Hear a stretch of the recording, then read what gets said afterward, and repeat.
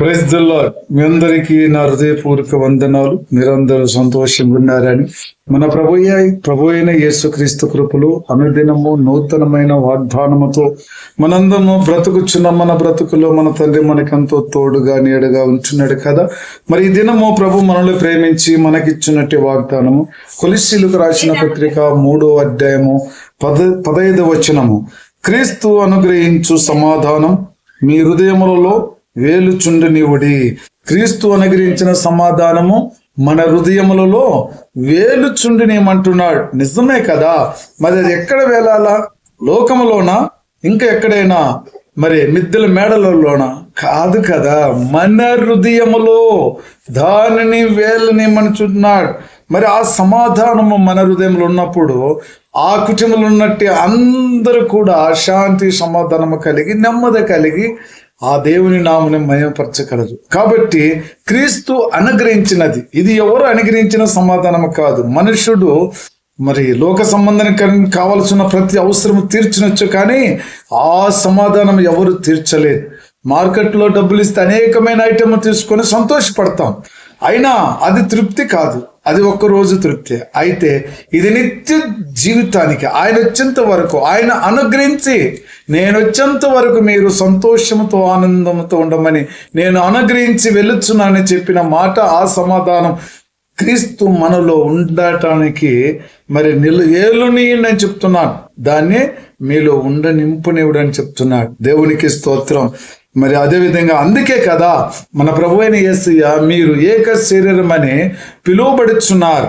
ఎందుకు పిలువబడుచున్నాం? మనము ఒకే శరీరం అన్నట్టు. అంటే మీరందరూ దేవుని పిల్లలు, దేవుని కృపతో వేలబడినట్టు వారు, దేవుని సమాధానం అనుగ్రహించుకునబడినట్టు వారు, మీరందరూ ఏక శరీరముగా పిలువబడుచున్న వారికి ప్రభు చెబుతున్న మాట ఏంటంటే మీరు కృతజ్ఞతులై ఉండుడి.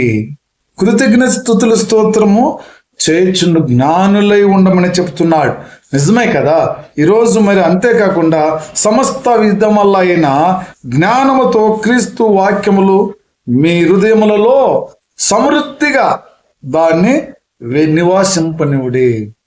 మరి సమృద్ధిగా దేవుని వాక్యాలు ఎక్కడ నివసించాలా? మన హృదయములో. మరి ఆ వాక్యం మన హృదయం నివసించినట్లయితే మరి సమస్త జ్ఞానముకు మించినట్టి దేవుని యొక్క కృతజ్ఞతలు మరి ఆయనకి చెల్లించాలి. ఆ జ్ఞానము కలిగిన మన తండ్రి వాక్యములు ఎప్పుడు మన హృదయములో నివాసింపనివు. అందుకే మరి ఆ మాట, మరి ఒక మాట అంటున్నాడు, మీరు ప్రభు అయిన యేసుక్రీస్తు దాసులై ఉన్నారు. మనందరం ఎవరు అన్నామో? ప్రభు అయిన యేసుక్రీస్తు దాసులమై ఉన్నాం. మన యజమాని ఎవరు? యేసయ్య. యేసయ్య యజమాని వచ్చేంత వరకు మనమందరమైన సమస్త విధములకైన జ్ఞానముతో కృతజ్ఞత స్తుతులు చెల్లించుకుంటూ ఆయన వచ్చేంత వరకు ఆయనకు మరి మనము సమృద్ధిగా ఆయన వాక్యములు మన హృదయములలో ఉంచుకునే బిడ్డలుగా ఉండాలని ప్రభు ఈరోజు మనకు నేర్పిస్తున్నట్టు వాక్యమే కదా. ప్రేమైన సహోదరి సహోదరులారా, మీ హృదయములలో నా హృదయములో కలువరి ప్రేమ అనుదినము ప్రతిదినము ఆయన సమృద్ధిగా ఆయన వాక్యములు చదివి గమనించుకుంటూ ధ్యానించుకుంటూ ప్రార్థించుకుంటూ ఆయనకే ఘనత మహిమ ప్రభావం కలిగినట్టుగా ఈ లోకములో సమృద్ధిగా ఆయన వాక్యములు మన హృదయములో ఉంచుకోవాలి. ఆ వాక్యములో దేవుని నామాన్ని మహింపరుస్తున్నాయి. ఆ వాక్య సత్యవాక్యములు ఈరోజు ప్రపంచాన్ని మార్చబోతున్నది. ప్రతి దైవ సేవకుడు కావచ్చు, ప్రతి విశ్వాసి కావచ్చు, ఆ వాక్యములు నీ హృదయంలో సమృద్ధిగా నింపబడి ఉండాలి. నింపబడిన వాక్యములే రేపు యేసయ్య నామాన్ని మహింపరచబోతున్నాయి, యేసయ్యను సంతోషపరుచున్నాయి. దేవునికి స్తోత్రం.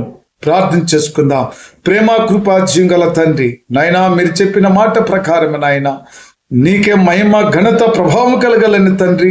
మేమెంతగానో నా ప్రభువా మీరు అనుగ్రహించిన సమాధానాన్ని నెమ్మదిని తండ్రి పొందుకొని మా హృదయంలో ఉంచుకొని నా ప్రభువా నైనా సమస్త జ్ఞానముకు మించినట్టు కృతజ్ఞత స్తుతులు మీకు చెల్లించుకుంటూ మీ నామానికి మహిమ కలిగినట్టుగా మీ వాక్యము మా హృదయంలో సమృద్ధిగా ఉంచుకుంటే కృప దైత్యమని యేసుక్రీస్తు నామంలో ప్రార్థించున్నాను తండ్రి. ఆమేన్. Praise the Lord. God bless you.